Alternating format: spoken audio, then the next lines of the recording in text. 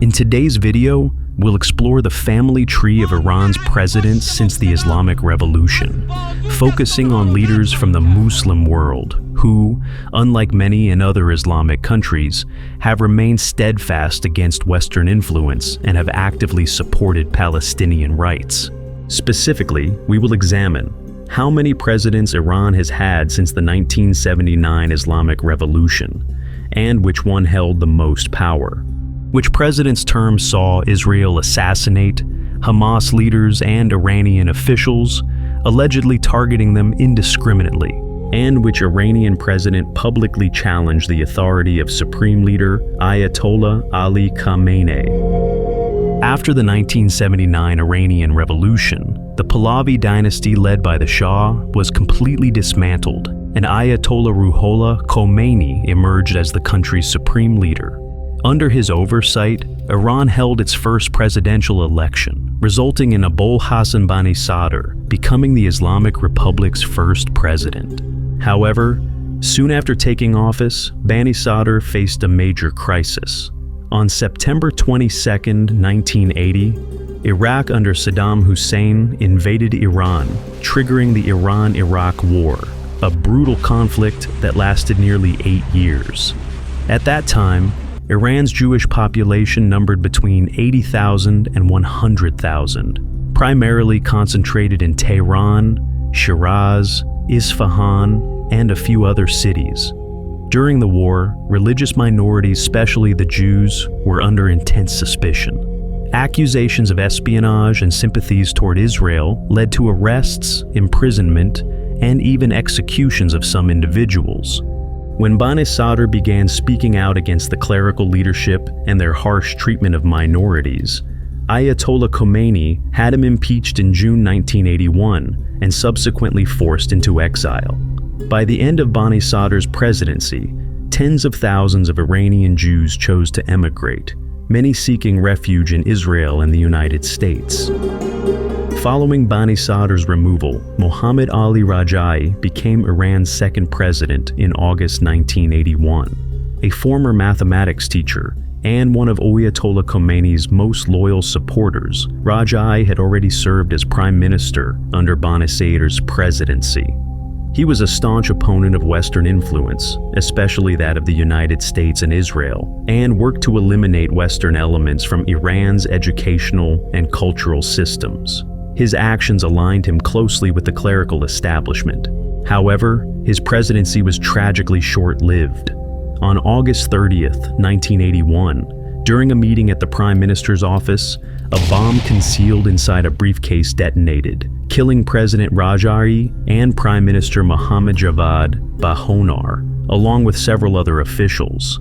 The attack was widely blamed on MEK Group. After those events, the most enduring figure in Iran's modern history successfully became president. That individual was Ayatollah Ali Khamenei, who went on to serve 2 terms as president and later became Iran's supreme leader. In the October 2, 1981 presidential election, Khamenei was elected Iran's 3rd president. He was notably the first cleric, a religious scholar, to hold the presidency, signaling a deepening merge of religious authority with executive power. His presidency encompassed the final years of the Iran-Iraq War, a time when he firmly identified Saddam Hussein as receiving support from the United States, Europe, and Israel, accusing them of seeking to dismantle Iran's Islamic government.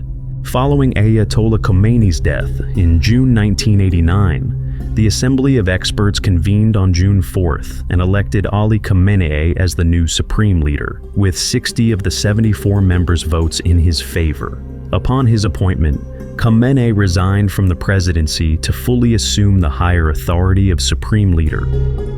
Following Ali Khamenei's presidency, Iran elected Ali Akbar Hashemi Rafsanjani as its 4th president in July 1989. He is widely regarded as a pivotal figure in Iran's reconstruction and modernization efforts. Rafsanjani was known as pro-West and supportive of pragmatic engagement with Western nations, facilitating arms purchases from the US and Europe that continue to serve Iran's defense forces.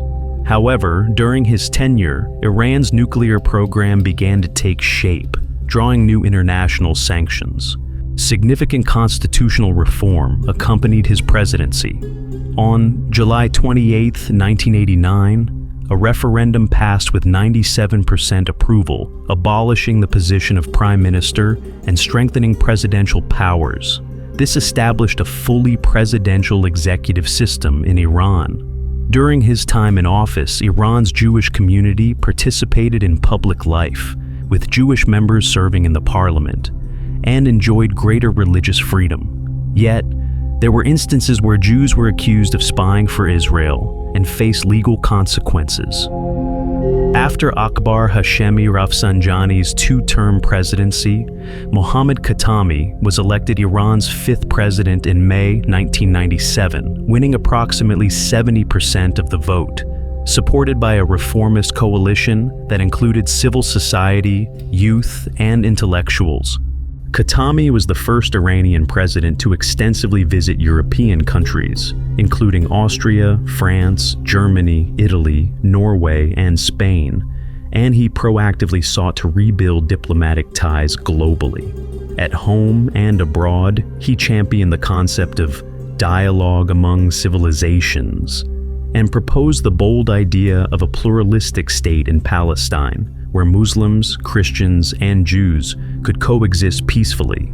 While he maintained a publicly critical stance toward Israel, he simultaneously pursued quiet diplomatic engagement, advocating for negotiation over confrontation.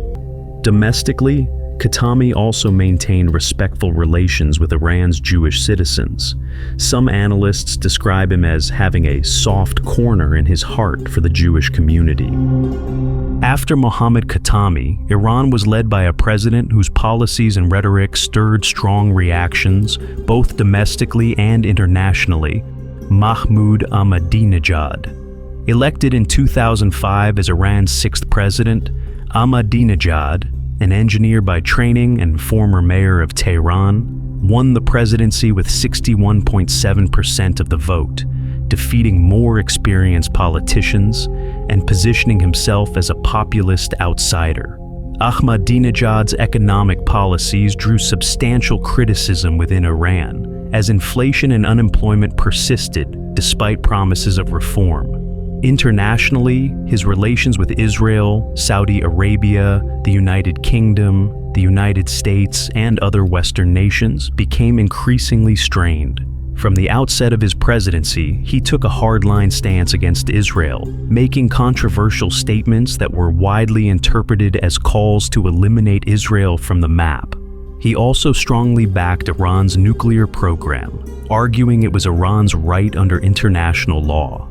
These positions contributed to a sharp increase in international sanctions against Iran. Toward the end of his presidency, Ahmadinejad's relationship with Supreme Leader Ali Khamenei and Iran's parliament deteriorated, particularly over ministerial appointments and key policy decisions. His political standing weakened significantly, and by 2013, Ahmadinejad left office amid widespread domestic and international criticism. His successor, Hassan Rouhani, was elected as Iran's seventh president, securing a first-round victory with approximately 50.7% of the vote.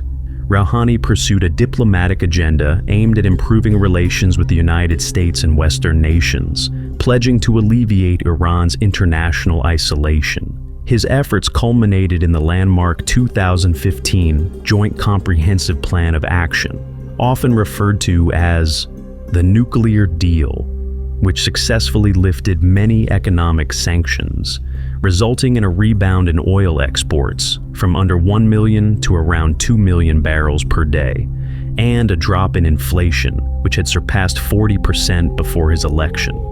However, in May 2018, the United States unilaterally withdrew from the nuclear deal and reinstated sanctions, which severely harmed Iran's economic recovery and diplomatic gains, reigniting tensions between the two nations.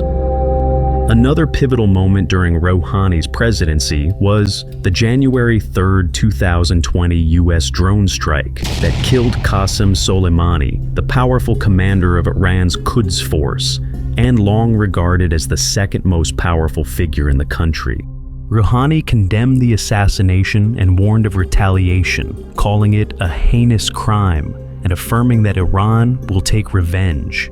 Although positioned as a moderate and pragmatic leader, Rouhani faced criticism at home, particularly from hardliners, who accused him of being too soft, especially in dealings with Western powers in Israel.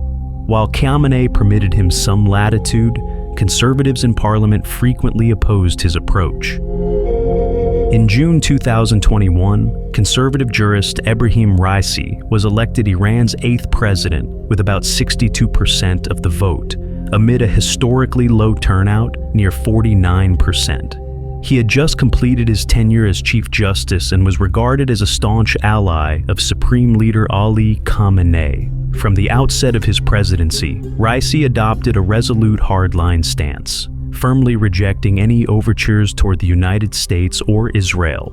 He rapidly advanced Iran's nuclear program and categorically refused to engage in negotiations with Washington.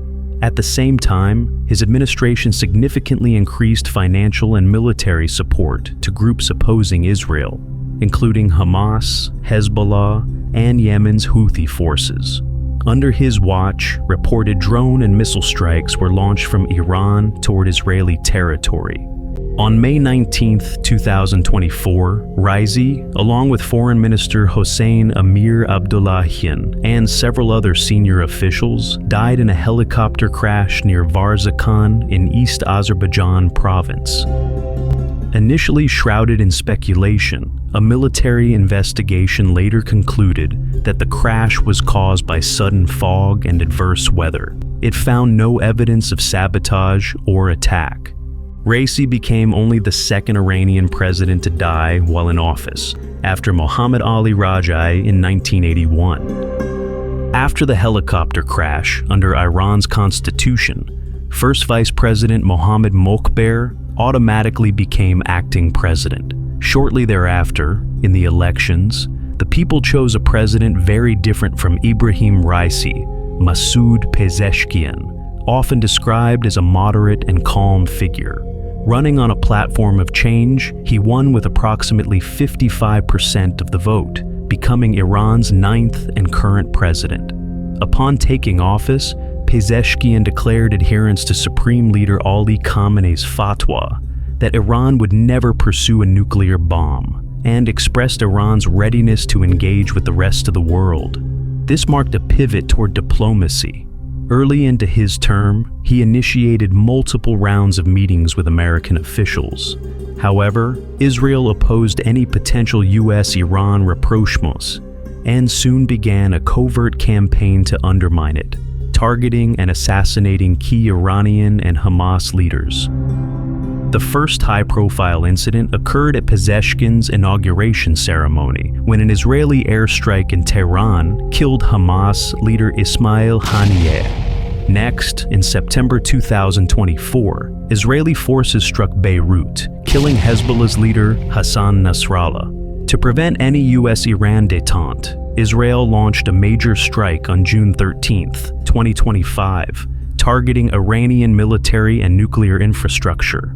Dozens of high-ranking IRGC generals, including Major General Hossein Salami and Major General Mohammad Bagheri, alongside nuclear scientists, were killed in the attack. Who are the ancestors of Iran's supreme leaders Ayatollah Ruhollah Khomeini and Ayatollah Ali Khamenei? To explore their family trees in detail, be sure to watch the on-screen videos. Thank you very much for watching.